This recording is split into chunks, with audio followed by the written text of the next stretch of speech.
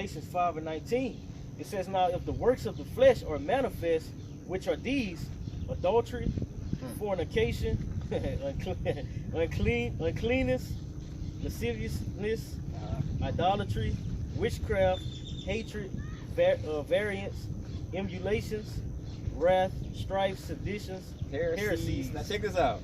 All these things, when you're walking amongst the flesh, are things you're going to see. That's why I said earlier that when you're moving in the flesh, 9 times out of 10, the ending of that story is going to be some kind of physical altercation, bro. Yeah, right. It's always going to be that way. Everything you're showing on here is something physical. Okay? Adultery. Yeah, you put somebody there. Right. Go to 21 out. This is verse 21. It says, envyings, murders, drunkenness, revelings, and such like, of which I tell you before, as I have also told you in time past, that they which do such things shall not inherit the kingdom of the Most High. If you walk in the flesh, you can't get into the kingdom, bro. Because by you walking by the flesh, guess what? You're telling the Lord, I'm doing everything I want to do. Yeah. You know what I'm saying? I'm doing what I want to do. It's not about your spirit guiding me and leading me. That's why it tells you in Romans 12:1, you have to be a living sacrifice. You're bought with the price. So if you're bought, that means you don't own yourself. That spirit that the Lord drops on you, that's how you have to move. Your spirit doesn't like that. They're contrary to one another. Your spirit hates, your spirit hates when your flesh tries to take over, and your flesh hates when your spirit tries to take over. But you have to understand, by ruling your spirit, that you're not going to allow your flesh to have what it wants. This flesh is a motherfucker, bro. I'm telling you, this flesh is a motherfucker. It wants what it wants when it wants it. So the Lord has to basically put it under subjection. Okay? You can say what you said. I forgot. I had made me go to this precept. You was like, if you're doing all these things, you won't be able to be used by the Lord. No, you're not gonna get the kingdom. Oh, you're not gonna get the kingdom. No, I had this precept that had hit my mind. It say, this is 2 Timothy 2:22. It say, flee also youthful lust. Right. So youthful lust would be all those things that were named. All right. It say, flee also youthful lust, but follow righteousness, faith, charity, peace, and them that call on the Lord out of a pure heart. Right. It say, but foolish and unlearned questions of what? But this is not the precept I was looking for. But this can go with it, because it also say flee to youthful lust, and the only way that you'll be able to be used by the Most High and attain the things that are put before, all right, is if you cast off those things. Right. I read the wrong precept. That Galatians 5:22.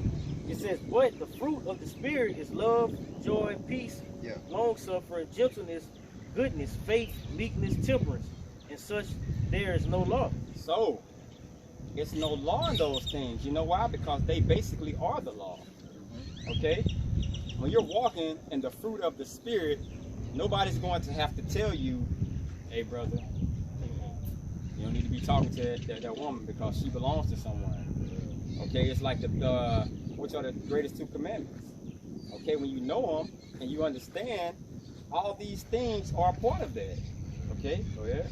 It says, and they that are Hamashiachs have crucified the flesh with the affections and lusts. So, it's been crucified already. Your flesh is basically conquered. You know why? You know why nobody have to tell you to follow the law? Because your flesh is under subjection, bro. I'm telling you, right now, if you wanted to go eat a pork chop, you could. You know what I'm saying? Because you know that it's judgments that follow that. Okay? That's my favorite one right there.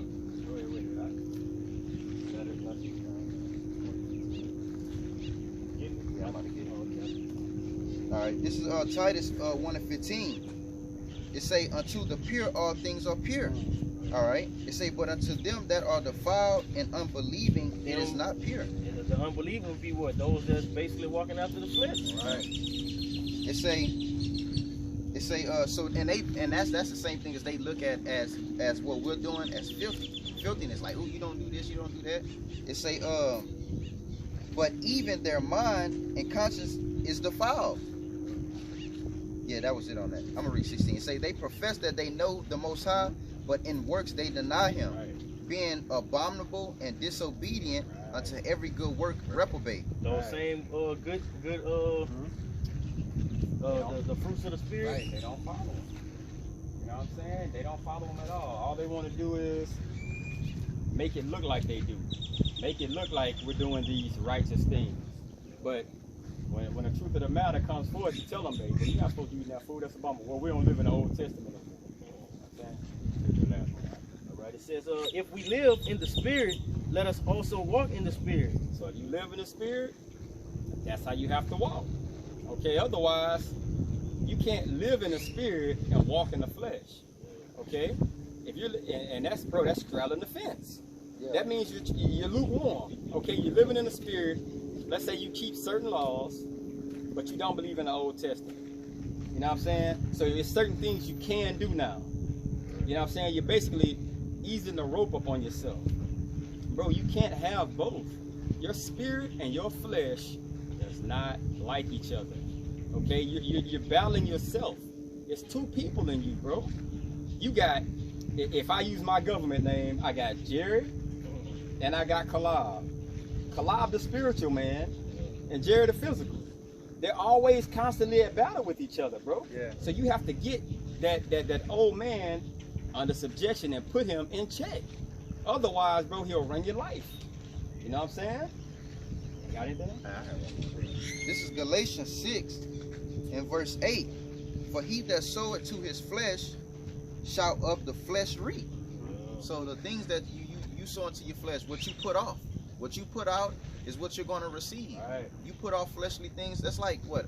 Like adultery. That's of the flesh. That's lust is of the flesh. Right. You go do that and commit adultery with another man's woman or whatever, and he catch you, you gonna reap what you gonna basically get what you was asking for. Right. All right. You gonna get a wife and you gonna come home. Yep. Clocking that shit. It say. That shit wicked, bro. Yeah. It say, for he that soweth to his flesh shall of the flesh reap corruption. All right. It say, but he that soweth to the Spirit shall of the Spirit reap life everlasting. And that's like the scripture that say, what, I lay before you life and death, therefore choose life, you know, so that you and your seed may live. You see, getting that everlasting life. That was it on that. There's James chapter 3 and verse 17.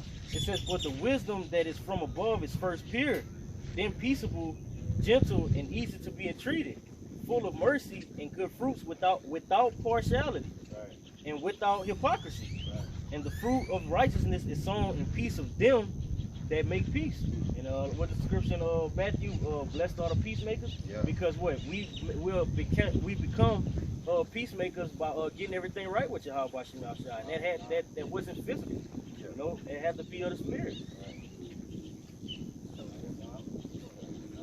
All right, Lord willing, this is edifying. We want to give all praises, honor, and glory to Yahweh, Ba'ashem, Yahushua, Ba'ashem, Rakakadash. Dam Mashanaka, Bala, Queen, Shah Yasharala, and Washalom, Wabba, Yashar Yasharala. Shalom. Shalom.